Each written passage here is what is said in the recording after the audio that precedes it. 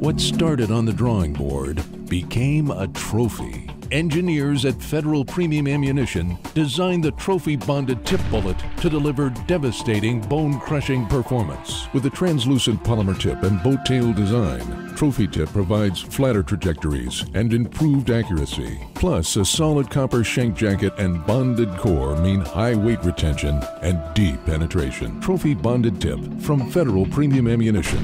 Claim your trophy. From the Deer and Deer Hunting headquarters here in Iola, Wisconsin, welcome to middle of May and welcome to Deer Talk Now. Thanks for joining us once again. I'm Dan Schmidt and along today with a special guest from Hawk Optics, Trent Marsh. Trent, you drove up from Indiana last night and I gotta thank you very much for doing that, not only for driving that distance, but driving through some pretty wicked thunderstorms. A little bit of rain yesterday. Yeah, just about as bad as I've seen. It was pretty bad between Milwaukee and Madison. It was unbelievable. We had, in my rain gauge, we had like 2.5 inches, which is a pretty good amount of rain overnight, but down there they got hammered. There were some areas 4 or 5 inches of rain, bad thunderstorms, but thanks for battling it through and coming up to visit us here this week. Deer Talk. Today's a special Deer Talk that we're going to do with Trent. Trent is an industry expert on optics, and it's everything from rifle scopes to binoculars to spotting scopes. We're not only going to talk about products that Hawk makes today, but we're going to talk about some of the common questions that we all have when we're trying to either outfit our shotgun or our rifle or even a crossbow with some optics. And let's get right to it, Trent. We had some great discussions on this morning, and you also brought some common questions that you get about the optics. But the biggest thing first, let's talk about you. Let's talk about Trent. Where you came from and a little bit about Hawk Optics. Tell everybody where you came from and how you came affiliated with Hawk.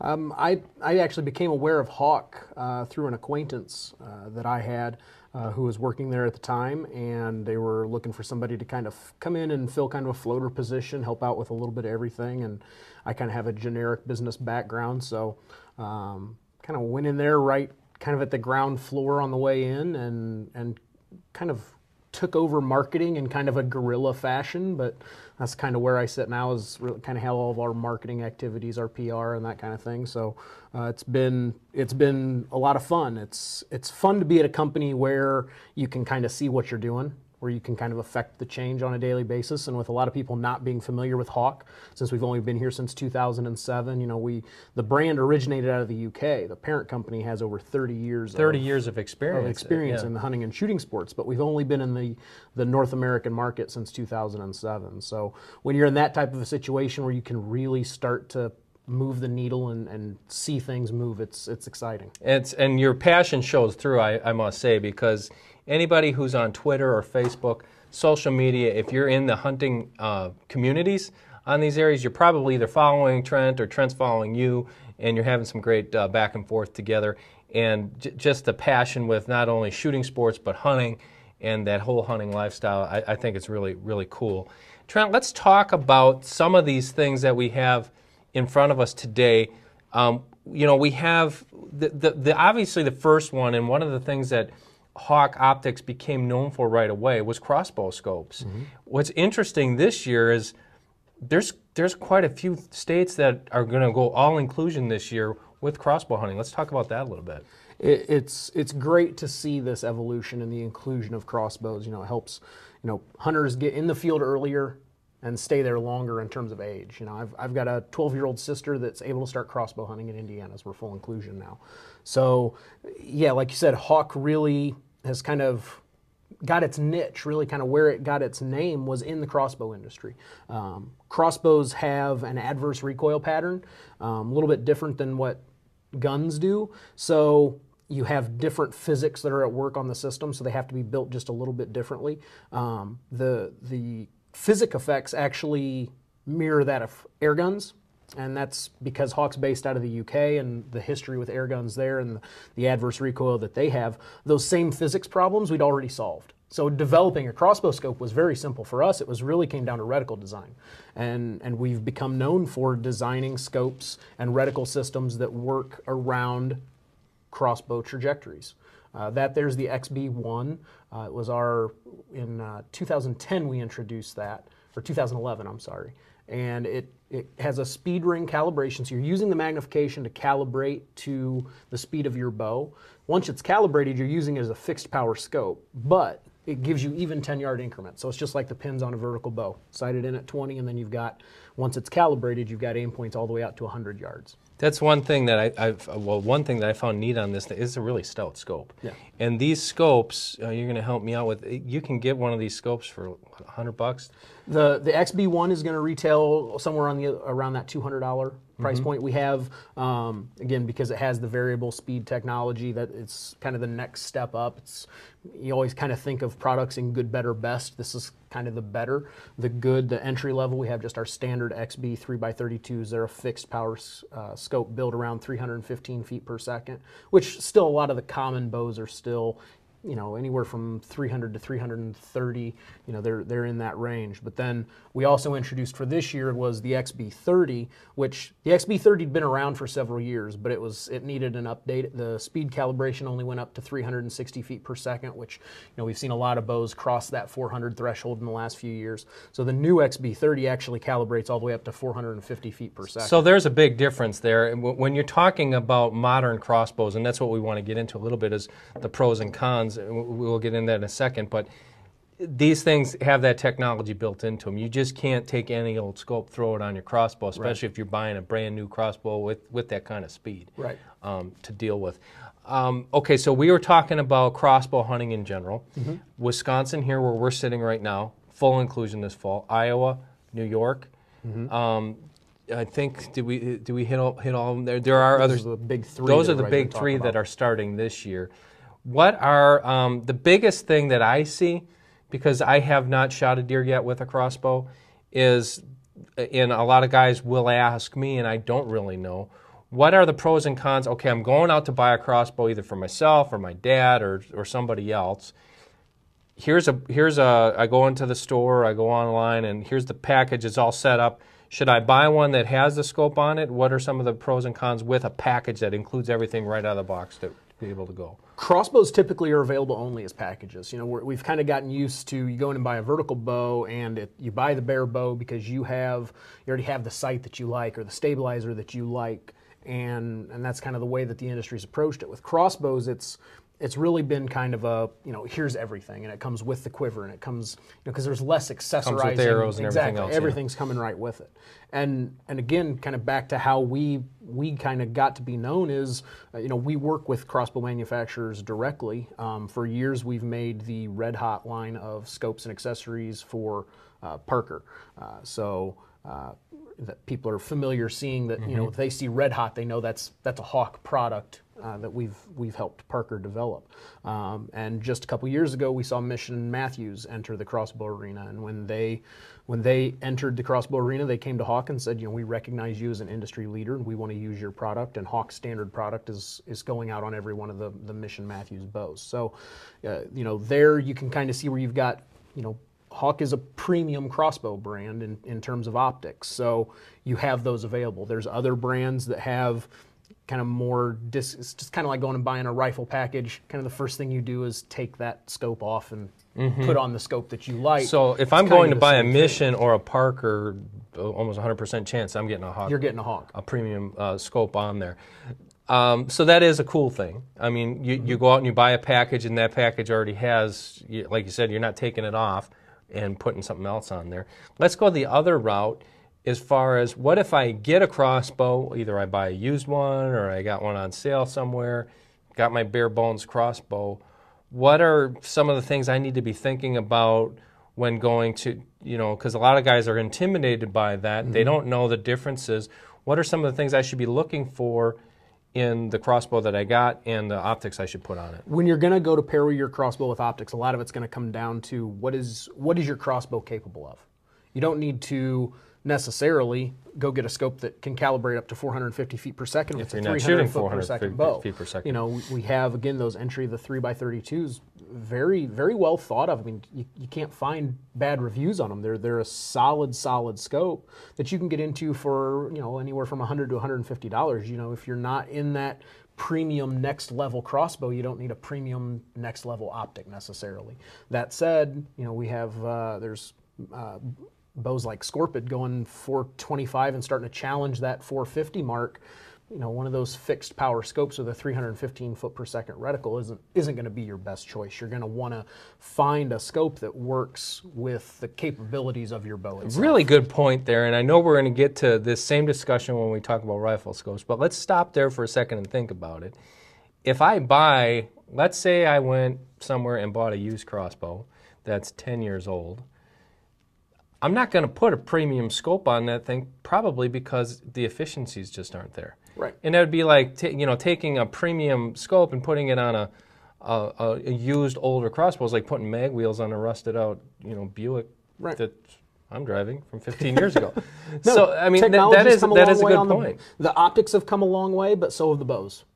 And it's the same with vertical bows. I mean, so what you're saying it wasn't is so long ago that we could sit here and go 300 feet per second out of a vertical bow is, you know, I mean, it's just crazy. Yeah. Well, now we've long since surpassed that, and it's really the same with crossbows. So as technology has had to evolve, it may be that the optics technology you don't need for the bow that you have, and there's a lot of bows out there. Like I said, my little sister's using one of the Parker Challengers, the youth bows. It's a 300 foot per second bow. We're not putting an XB30 on that bow. It doesn't really need it. Doesn't need it. I mean, it might be nice, but it doesn't need it. So that's the point there. If you're going out crossbow hunting, or you're going to take up crossbow hunting this year, find out what bow you have first.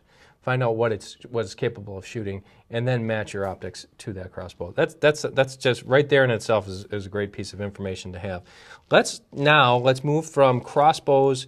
We have a bunch of categories I'd like to get to here today, is to rifles. And the question I want to ask you, Trent, because it's a question that I think everybody has, is, you know, well, let me put it this way. What's the most common question you get from a guy who is looking at a rifle scope for his rifle? A lot of times in the office we get I just bought a new 30-06, what scope do I need? And at first blush you kind of look at that and go, okay, that's a good question, but are you using it for long-range bench shooting? Are you using it for bear hunting in northern Minnesota? Are you using, you know, the caliber of the gun, kind of just painting with broad strokes here, the caliber of the gun is the least important thing to think of when you go to purchase a scope. Now there are exceptions, and we'll get to those. But at the end of the day, the purpose is what's going to dictate the scope. If you are using it for, like I said, black bear hunting in northern Minnesota, where you have a 50-yard shot tops, you don't need a 4-16 scope. It's just too much. You may put a 1-4 on a 30-06, and on top, you know, you first say that, you go, well, that doesn't make sense. But again, if that's the purpose that you're using it for, the purpose is going to dictate the magnification and some of those particulars of the scope. Now, there are ballistic reticles. You know, we have the Marksman 223 reticles this year for a ballistic reticle, for people who don't know. It's been calibrated specific, kind of like with the crossbows, it's been calibrated specifically for that round. So are you going to want to use a 223 reticle on a 30-06? Well, no. So again, there's kind of one of those little caveats. But, you know, are you using the 223 to, you know, the design of the reticle is for long-range shooting. So if you're not long-range shooting, you're not even going to be using the Marksman reticle because you're not going to be shooting to 600 yards. So again, the purpose kind of weeds out what your options are. Now, what about the guy who says, well, you know, I will use it for bear hunting, but I also wanted to go out west this year and hunt in Wyoming for whitetails. Does that make a difference as to what you recommend, or do you take a different approach? And that's where, if it's going to be an all-purpose rifle, then you kind of have to have an all-purpose scope. The 2.5 to 10, and I actually have a 2.5 to 10 right here, the new Endurance 2.5 to 10. The 2.5, you've got good low end, so you can use that for 40 and 50 yard shots pretty easily. But a 10 power, you know, you're still able to reach out there fairly long distance and feel comfortable with the shot. Over magnification is something that a lot of people, they just assume the more magnification the better. And a lot of times that's just not true. It's tougher to stay stable with the higher magnifications, especially if you're if you're spot and stalk for elk or antelope or something like that, where you're moving around and you're not on a bench. You don't necessarily always have a good rest. Target panic is talked about with bows all the time, but it exists for rifles too, because magnifying it 16 times, you're not just magnifying your target. If you're in a tree stand, every time that tree sways, magnified 16 times. Every breath you take, magnified 16 times. So you can really get into a situation where the magnification is detrimental to what you're trying to accomplish. So really the 3 to 9 is a kind of the 3 to 9 is kind of the standard. The standard for a deer hunter who's maybe hunting a little bit off the ground and hunting out of a tree stand. Exactly. That's a good chassis. It has the low end at 3. It has the high end at 9. That's just kind of become the standard rifle scope. 2.5 to 10. I actually like the 2.5 to 10 a little bit better. You've got a little more low end, a little more top end, and typically those are coming in a 50 millimeter chassis. So you've got lots of exit pupil. So low light performance isn't an issue. So a 2.5 would be probably a really good choice for somebody. On the low end, for somebody who is hunting out of a tree stand, who might be using that same stand for bow hunting. Exactly. You get a closer shot. Like I said, you get a little bit higher magnification, low light, 40 yards. It might be a little bit more difficult. Well, and that kind of hits on another thing too. Is hopefully everybody grew up with somebody to hunt with that they could kind of learn this. But when you walk into the woods, what do you have your scope set on? I always have it set on the lowest power. The lowest power. Yeah. Always. Yeah. Because the last thing you want is for that buck that you've been chasing all year to jump out at 50 yards and your scope's on 10 power. I actually keep it on the lowest until the very last minute, and if I'm sitting there hunting and I can tune it up. Interesting. It's interesting that you bring that up. We did show this on the website last fall when my daughter shot her first deer. We had that scope and I had her trained, tuned all the way down, and when she finally shot that deer, I had her crank it all the way up. But it was a little increment at a time, a little increment at a time. And she looked at me and said, "Dad, I know what I'm doing here." And it was really cool to see that, because she was only 10 at the time. And she knew that she had to keep that down and then turn it up as she was focusing in on that deer, because she didn't want to just zoom it all the way up and it's like, I can't see the deer now. Right. So that's a good piece of information. Very interesting that it's, I guess if you look at it on its face, some of that, is common sense. But it's stuff that I know I even just kind of forget about. When you're talking about, it's like, okay, I want to go put a new scope on my rifle. Well, you might have different rifles for different applications. This might be my long-range deer gun. This might be my deer gun that I'm going to go hunt out of my tree stands with, and you're going to want to pair your optics with that. Let's move from rifles now to shotguns and muzzleloaders, because I know there's some differences there. I've had some very good experience with the Hawk Deer Pass scope. Let's talk about the Deer Pass. How did that system come to be, and what's in store for it? Again, kind of the same thing as shotguns and muzzleloaders for the most part. They're a lot like crossbows, where most of the ballistics are going to fall into 16 to 1800 feet per second. That's just what you're going to get out of those guns. So there have been other shotgun muzzleloader reticles in the last few years. So we developed the Deer Pass system that essentially works the same as our crossbows. It's a speed calibration. You're sighting in it at 50 yards. Once you're done at 50 yards, you're replacing those turret caps, and you're using your magnification to calibrate that drop to 100. And once you've got that drop calibrated, then the rest of those aim points drop right in to 225 yards. And I know, we talked about it at SHOT a couple years ago. Not everybody's comfortable with a 200-yard shot, and that's fine. It's same with crossbows. We're not saying you need to go out and take a 100-yard shot with a crossbow at a deer. That's, you're still using archery equipment. That's not a good decision, but long-range practice is important. Exactly. And that, long range, I didn't mean to cut you off there. Long range with a shotgun, I liken that to shooting my bow. Mm-hmm. Because I'll shoot my bow at practice 60, 70 yards. I'll never take a shot that far. Right. But with the Deer Pass scope, the way you guys have that set up, I can practice 150, 175 yards out there, all the while knowing I'm probably not going to take a shot. I mean, I've known guys that are really good marksmen who can take that out to 200 yards and even beyond that a little bit. Right. I'm not quite that comfortable yet, but that's a good way of putting it. a little bit more about the Deer Pass. That actually is almost a rangefinder built into a scope. That does have some range finding brackets found in that are right in there, so that because it's a second focal plane scope, without getting too optics nerd on you, that your reticle is always the same size. As you change magnification, that doesn't change. On a first focal plane, it does. So what that allows you to do is, if you have a fixed distance, like nose to ears, 12 inches on your typical whitetail, 40 inches chest to rump. When you have those type of known distances, known measurements, then you can put those right into the reticle, so that on this power, which is 6 for the Deer Pass, you can use this as a bracketing system. Bracket that deer, and whatever yardage marker then that ends up being corresponding to, all right. You don't have to guess, is he 175 or 225? I can't tell. You can bracket that deer looking right through your scope, know exactly which aim point to use. And on a crossbows and muzzleloaders, that they're not a 270, they're not a 30-06. There's a lot of drop there. A 50-yard difference is the difference between filling a tag or going home angry. That makes a big difference. Absolutely. And the thing about the Deer Pass that I really liked was, like I said, you look at it and you almost, just from the price point, it's $100 to $200-ish scope, which is very affordable, number one. Mm-hmm. Number two, I found it almost to be idiot-proof. I mean, we've got the video of me shooting some deer down in Illinois. Jamie Wilkinson's shooting some deer down in Illinois with this scope. I've been using it for 3 years now. To me, it's, and I don't even like to say this, it's idiot-proof, because we put it on, I sighted it in, I shot maybe a box of slugs, which is only 5 shells. How's your shoulder? Through that gun, that's fine. I put it in a lead sled. Trust me, I will not shoot on a range without a lead sled. But you get it sighted in, and it's kind of like, okay, that's it. It's all ready to go. The one thing that I should back up, because I wanted to talk to you about this, and we've had some discussions on this.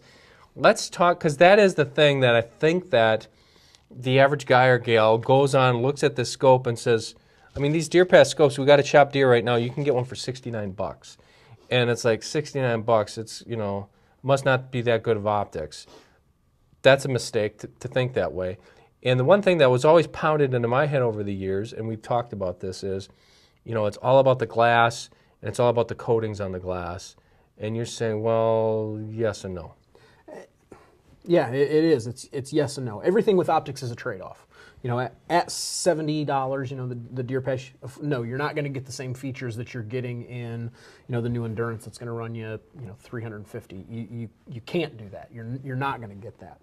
But at the same time, you can develop optics that deliver performance without breaking the bank, and that's really what Hawk has tried to do, is provide value. If you're providing value for the dollar, regardless of the category, you're going to be able to find a customer base. And the big misconception, and Al Clemens wrote a great article about this early last fall, late last summer, is not, the conception is that every scope brand has its own glass factory, and we're all kind of in our little huddled corners, and we're all doing everything differently. The components for optics are coming from very few places in the world. So you said it's only a handful, right? Yeah, there's really only a handful of places that it can come from, and Alan had some great quotes from different people, not just me, but different people from within the industry, that really everybody's stuff's coming from just a few places. Now, do we have certain things that we're designing a little differently? Yeah, of course we do. That's what makes us who we are, and everybody else who they are. But to say that brand X uses better glass than brand Y, it's really just not true, because the chances that they're coming from the same factory in a given price point is pretty close. Pretty close. That glass is actually, from yours to anybody else's scope, might be coming from the same companies. Exactly. That's interesting to know. So I mean, the other thing, like I said, there are differences. Like you said, the Deer Pass, that's unique to Hawk in that scope, and there are some things. But so that shouldn't make me shy away. No. As a consumer, I'm looking at this product, and for me, I just want something that performs. Right. And I can get performance, like you said, without spending more than what I spent on the rifle to do it. Optics, I want to kill deer. Exactly. I want to go out there and I want to kill a deer, and when I aim at it, I want to hit it. That's basically what I want to do. And optics are something that's tough to buy without seeing it. And we are still relatively new, and you know, maybe your local shop doesn't necessarily carry Hawk for you to go in and look through them, and you know, that's just part of the growing pains. There's other optics companies that have a 50 and 60 year history where, you know, people just don't question what they're looking at. They just buy what they need. And, you know, we understand that you want to pick up a Hawk and look through it, but you don't see a lot of people unhappy when they actually do look through a Hawk. I'm not unhappy at all. I'm actually very pleased with everything that I've used, and that it like I said, I'm just basically a results-driven kind of hunter, and that's what's important to me. One last topic I want to talk with you about, Trent, are your binos. I know you have other things going on here too, but some of these new binos, we used these last year, and I was just extremely impressed, not only by, like I said, you pick them up, they're very stout, they got a lot of nice features on them, and from a bino standpoint, what are some of the things, again, common questions you get from deer hunters? What kind of binoculars should I buy? I'm a bow hunter, I'm a western bow hunter, I'm an eastern bow hunter, I'm a long-range rifle hunter. What are some of the tips that you can give to a guy who's looking at either upgrading or getting a brand new pair of binoculars? A lot of the same principles that we talked about in terms of over-magnification. It's a big problem. You know, a lot of people buying 10s when 8s are plenty. You know, if you're deer hunting in Wisconsin, yeah, there's spots where you might be able to glass a deer at 400 and 500 yards, but those are pretty few and far between. You're hunting hardwoods, you know, you're hunting bear over bait, or you know, that kind of thing. You're not looking 400 and 500 yards. And so I'm a bow hunter, and I want a good pair of binoculars for my archery adventures, and I'm hunting mostly hardwoods. What kind of power would you recommend? 8 power. 8 power. Really, until you get into a situation where, again, you're out west, or maybe you've got some long cuts that you know you're going to be glassing, their 10s may be adequate. Some people just prefer 10s, and that's fine. But 8s, they're going to be, again, everything in optics is a trade-off. So do you want a little more magnification, but you're moving more in the tree, so it's tougher to stay on that deer? Or do you want an 8 where you can stay on him better and see, is that a kicker or is that a weed? You know, when you really start trying to look at those, you know, field judging deer isn't easy to begin with. Would you start doing it in a 15-mile-an-hour wind in a swaying tree? Would you give up a little bit of magnification for a clearer view of the deer, or do you want all the magnification, but you're moving around and maybe not able to stay on that deer? It's a good point you make there, because that's what I want to use here when I'm bow hunting. But now, last few years I've been hunting out west, and I've noticed, and I've made the mistake of taking not enough magnification with me, and my eyes get really sore, because that's all you're doing is you're glassing all day long.